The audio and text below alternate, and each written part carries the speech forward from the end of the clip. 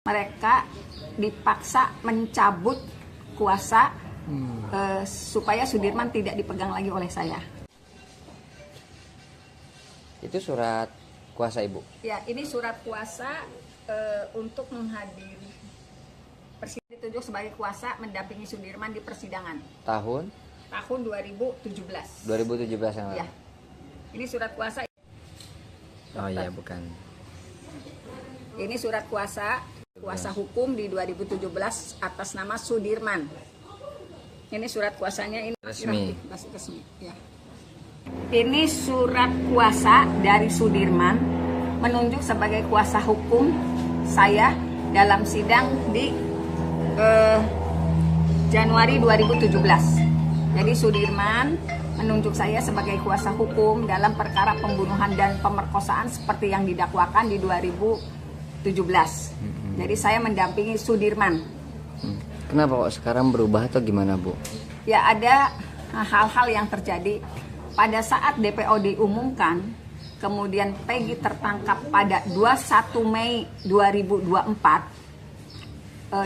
2 hari kemudian saya mendapatkan informasi dari keluarga Sudirman, mereka dipaksa mencabut kuasa supaya Sudirman tidak dipegang lagi oleh saya. Tetapi waktu itu keluarga menolak.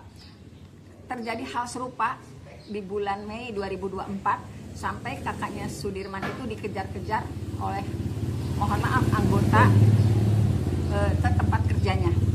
Nah, sejak saat itu saya mendapatkan informasi bahwa Sudirman sudah memiliki kuasa hukum yang ditunjuk oleh Polda. Bahkan Peradi yang juga mendapat kuasa dari keluarga Sudirman untuk memohon bantuan yang dipimpin oleh Pak Oto Hasibuan juga tidak bisa menembus ke Sudirman juga.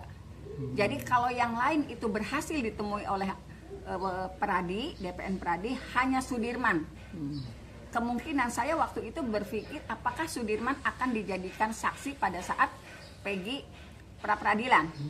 Karena antara Peggy dengan Sudirman betul mereka teman sekolah. Tetapi setelah prapidnya Peggy bebas, Sudirman masih tetap tidak bisa dihubungi oleh siapapun. Kasihan keluarganya. Dan posisinya di mana sampai hari ini juga keluarganya maupun saya yang dulu pernah memegang Sudirman itu tidak pernah terkonfirmasi ada di mana. Sampai hari ini? Sampai hari ini. Begitu juga kemarin saya berkomunikasi dengan Pak Jutek, sama, belum bisa menemui Sudirman. Padahal keluarganya sudah meminta bantuan kepada DPN Pradi tentang Sudirman. Dan mereka berharap Sudirman memang juga dipegang oleh DPN Pradi. Lalu keberadaannya di mana sekarang, Bu? Sudirman? Kalau informasinya kan sejak tanggal 23 Sudirman itu ada di Polda. Nah, ini memohon perhatian kepada Bapak Kapolri. Sudirman kemungkinan dulu akan dijadikan saksi di prapidnya Peggy. Tetapi kan perkaranya udah selesai.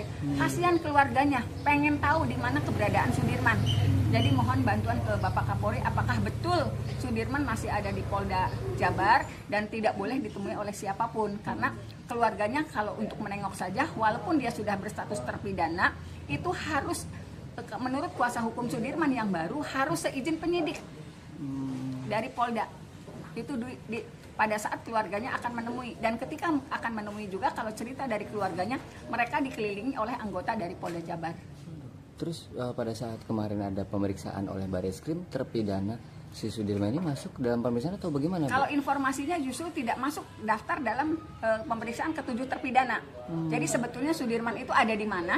Apakah masih ada atau tidak? Kan akhirnya saya berpikir buruk, kenapa tidak muncul nama Sudirman di dalam pemeriksaan.